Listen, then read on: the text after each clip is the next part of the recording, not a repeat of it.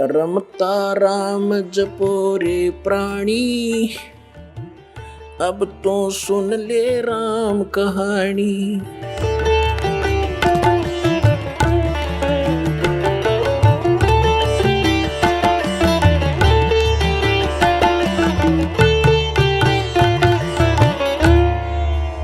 एक अब्राहिम अधम सुल्तान नाम का एक भक्त था जो पहले जन्म जन्मांतर में मालिक का शिष्य था, और वो भी ऐसे ही भ्रमित था। उसमें भी परमात्मा उनको कबीर जी मिले हुए थे, आए थे, और वो परमेश्वर के ज्ञान से परिचित था। वो मक्का में इस उद्देश्य से गया था कि तुम मुसलमान होते हुए मुसलमानों को समझा रहा था कि इस मक्के में भगवान नहीं है, अल्लाह तो इस तरीके से मिलेगा। अब वो परमात्मा की रजा से अब्राहिम सुल्तान जो पहले जन्म में था, उसका नाम और था पहले, अब वो प्रसिद्ध है इसलिए उसको कहा जाता है। वहाँ लोग पूछ रहे थे मक्का कहाँ गया, मक्का कहाँ गया, और अब्राहिम सुल्तान अदम को पता था, परमात्मा ने कहा था उस नालायक लड़की ने बेटा नाम तोड़ दिया और वह साधना करने लगी जो पुरानी थी, कर्म बिगाड़ दिए। तो वो अधम सुल्तान कहते हैं कि गया रांड के लेन को लो कहे अधम सुल्तान, सुल्तान अधम मक्के गया और मक्का नहीं मकान, नो कहे यू मक्का, मक्का मन मोक्ष स्थल। इब्राहिम सुल्तान कहता है यू मक्का नहीं, यो तो एक ढूंढ है, मकान है। और गया रांड के लेन को नो कहे अधम सुल्तान। अब लोग नो कहे किसको लेन गया, कि एक रांड को लेन गया। मतलब कहने का भाव ये था उसका कि उस नालायक ने के जुल्म कर दिया, भगवान की भक्ति छोड़ के, और उस भक्ति के कारण जो पीछे पुन कर रखे उस परमात्मा की, और फिर उस लीला से उसको ये इतनी सिद्धियां ऐसा राहत मिल रही है। वो परमात्मा ऐसा दयालु है, उसने उस बेटी के लिए वहीं भेज दिया मक्का, पूर्ण परमात्मा कबीर जी ने। और भगवान पर अपना भगत दुखी नहीं देखा जाता। अब चाहे वो बेसिक डलाट हो रहा था, जैसे टटीरी थी, महाभारत में एक प्रमाण आता है, और टटीरी तो किसी की उपासना भी ना करा करती।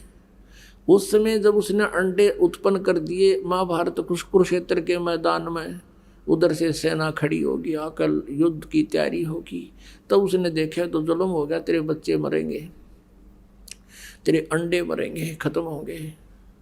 तब उसने अंतःकरण से रोके भगवान से याचना की थी, मेरे अंडों की रक्षा करियो प्रभु। कहते हैं उसी समय ऊपर से एक इंद्र के हाथी का इतना भारा, हाथी का इतना बहुत बड़ा घंटाला जिसमें 88,000 मन बताते इतना वजन था, ऊपर से आकर उन अंडों पर गिर गया। महाभारत हो गया, अग्निबाण छूटे, वहाँ दुनिया कटके मर गई, अंडा का आँच भी ना आन दी।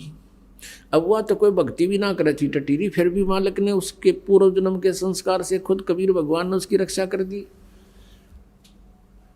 अब यही स्थिति थी राबिया की थी कि काल तो चाहता है ये नास्तिक हो जाए, और भगवान चाहते हैं कि इनमें मालिक की चाह बनी रहे। और जब ये कलयुग का ये समय आवे, इस समय है अब सबको पार करने का। यहाँ तक इस भक्ति को, परमात्मा में आस्था को बनाए रखना था हमारे हृदय में। तो इस उद्देश्य से परमात्मा ने वो मक्का उठाकर वहाँ उस बेटी के लिए भेज दिया।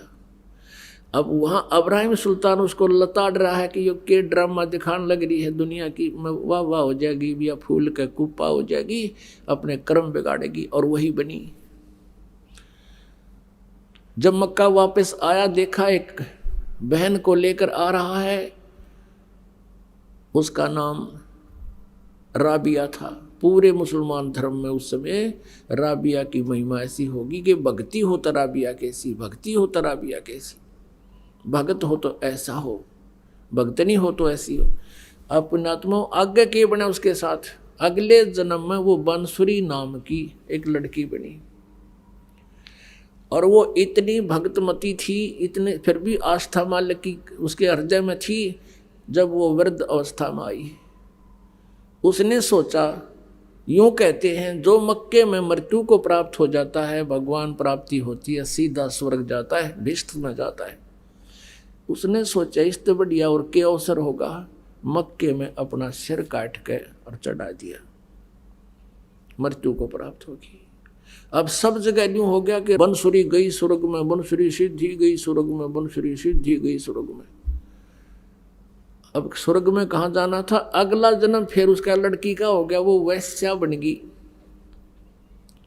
एक जीवन वैश्या का व्यतीत किया और फिर उस परमात्मा की 4 साल की भक्ति एक सत्साधना करने से उसको ये मनुष्य जन्म और मिल गए।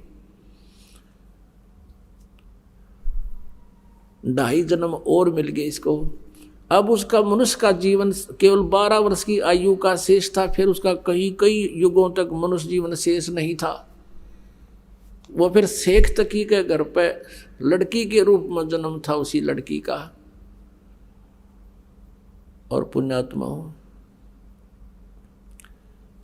उस दयालु ने अब उस आत्मा को पहले तक कर्म बनवाए, उनके सतयुग में उनके घर पर आए और वो ऋषि पाक रहे थे, मालिक की बात सुनी को नहीं, अपने कर्म बिगाड़ेंगे, अपनी गलत साधना करते रहे।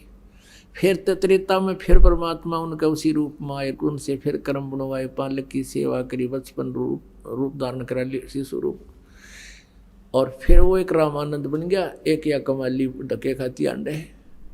अब दोनों को फिर संभाला मालिक ना के।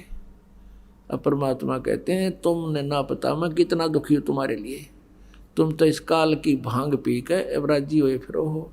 कबीर ये माया अटपटी सब गटान नड़ी, और किस किस न समझाऊं या कुआ भांग पड़ी।